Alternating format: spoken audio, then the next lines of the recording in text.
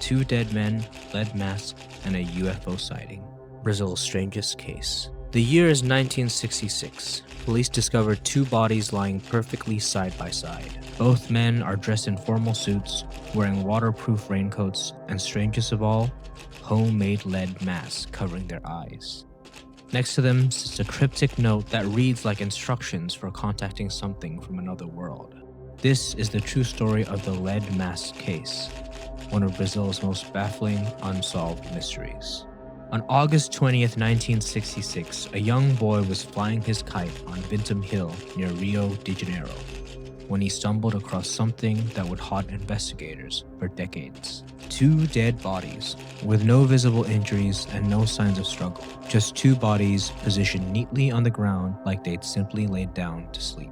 The victims were identified as Manuel Pereira de Cruz and Miguel Jose Fiana, both electronics technicians from a town northeast of Rio. Police found an empty water bottle, 2 wet towels wrapped in a packet, and a small notebook containing a bizarre message. The note read, 4:30, be at specified location. 6:30, ingest capsules. After effect, protect metals. Await signal mask. 3 days before their death, the men told their families they were leaving town to buy materials for their workshop. They took a bus to Niterói, arrived 2:30 in the afternoon. Security footage and witnesses confirmed they purchased waterproof coats from a local shop and a bottle of water from a bar. The waitress who served them later recalled that Miguel seemed extremely nervous, constantly checking his watch like he was waiting for something important. And that was the last confirmed sighting of them alive. Why were the men wearing lead masks?